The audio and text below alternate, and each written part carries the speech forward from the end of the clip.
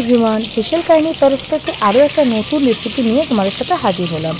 ডিম আমরা কম বেশি সবাই পছন্দ করি এবং সবার বাড়িতেই কম বেশি ডিম রান্না হয়ে থাকে, কিন্তু ডিমের এই একঘেয়ে ঝোল বা ডিম কষা খেতে খেতে যদি বোর হয়ে যাও তাহলে আমার এই রেসিপিটা একবার ট্রাই করে দেখো। কথা দিলাম তোমাদের ভীষণ ভালো লাগবে এবং ভীষণ টেস্টি একটা ডিশ বলা যেতে পারে। প্রথমে ডিমগুলোকে সেদ্ধ করে নুন দিয়ে হলুদ দিয়ে মাখিয়ে তেলের মধ্যে ভেজে নেব। ডিমগুলো একটু চিড়ে দেবে যাতে না ফেটে যায়। এরপরে ওই তেলেই দিয়ে দেব আলুগুলোকে একটু লাল লাল করে ভেজে নেব। তার মধ্যে দিয়ে দেব পেঁয়াজ কুচি, একদম পাতলা পাতলা করে পেঁয়াজ কুচি দিয়ে ভালো করে যেরকম আলু ভাজা হচ্ছে তার সাথে পেঁয়াজটাকে আমি ভালো করে ভেজে নেব। এর মধ্যে দিয়ে দেব পরিমাণ মতো নুন।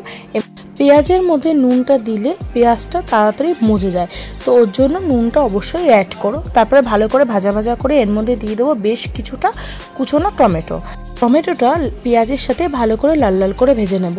এর মধ্যে দিয়ে দেবো পরিমাণ মতো হলুদ দিয়ে আবার ভালো করে কষিয়ে নেব।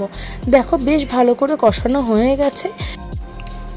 মশলা যত তাড়াতাড়ি ভালোভাবে ভাজা হবে ততই যে কোনো রান্নায় টেস্টও দ্বিগুণ হয়ে যাবে।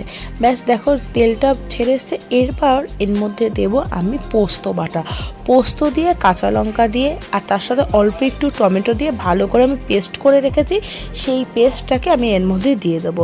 এর মধ্যে কোনো আদা বা রসুন অ্যাড করিনি। সবসময় আদা রসুন দিয়ে একঘেয়ে ডিমের ঝোল না খেয়ে এইভাবে একবার ট্রাই করে দেখতে পারো। মশলাটা কষে উঠলে এর মধ্যে দিয়ে দিলাম জল।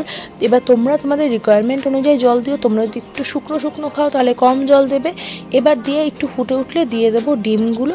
ব্যাস ভালো করে ফুটে উঠলে আমার রেডি ডিম ভাপা বা ডিম পোস্ত বলা যেতে পারে। তো তোমাদের এই রেসিপিটা কেমন লাগলো আমাকে অবশ্যই কমেন্ট করে জানিও। ভালো লাগলে লাইক শেয়ার অ্যান্ড সাবস্ক্রাইব করতে ভুলো না। তো আজ আসি, দেখা হচ্ছে আবার নতুন একটা রেসিপি নিয়ে।